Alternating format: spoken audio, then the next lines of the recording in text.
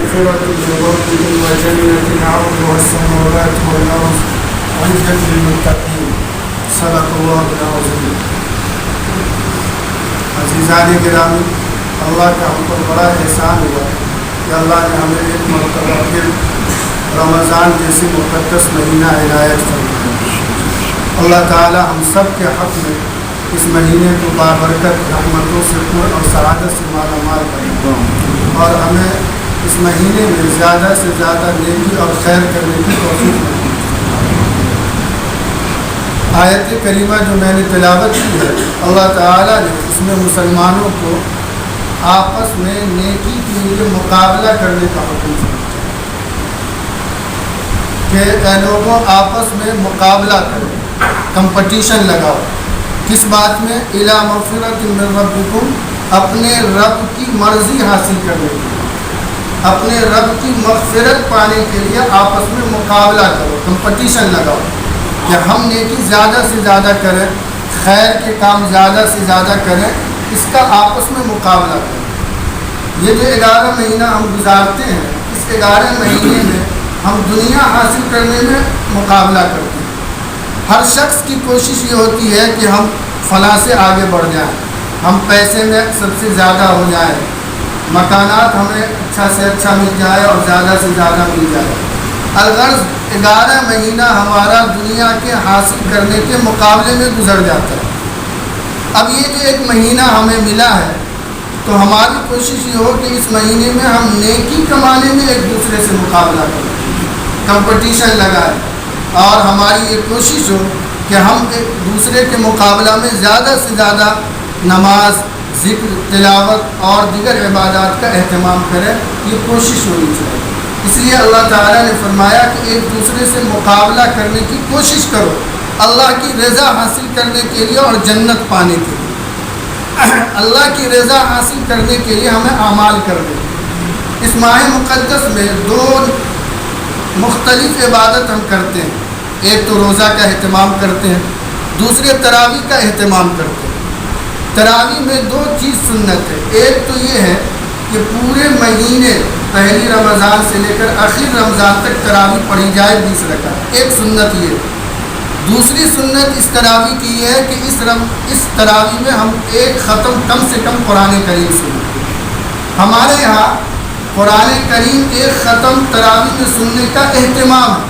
10 دن میں، 15 دن میں، 12 دن میں، 18 دن میں، 20 دن میں، 27 دن میں سنتے ہیں.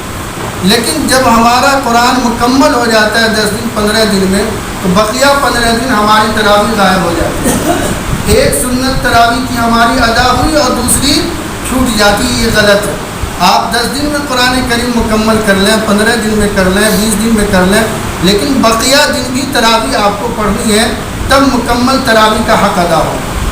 صرف قرآن کریم مکمل سن لینا یہ تراویح کی سنت نہیں ہے. 2 الگ الگ سنت ہے، تو دونوں کی رعایت کرنی. ان 2 کاموں کے ساتھ اگر چند کام اور ہم بڑھا لیں تو ہمیں اللہ کی ذات سے امید ہے کہ ہمارا رمضان المبارک بہترین گزرے گا اور اللہ تعالیٰ اس کی برکت سے ہم سب کو مالا مال فرمائیں گے. نمبر 1، 4 نفل نمازوں کا اضافہ کر لیں. اشراق کی، چاشت کی، اوابین کی اور تہجد کی. اشراق کی نماز سورج کے طلوع ہونے کے 20 منٹ بعد پڑھی جاتی ہے.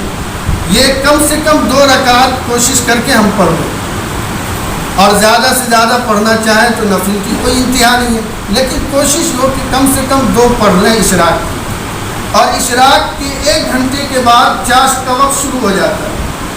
زوال تک اشراق کے 1 گھنٹے کے بعد سے لے کر زوال تک چاشت کا وقت ہوتا ہے.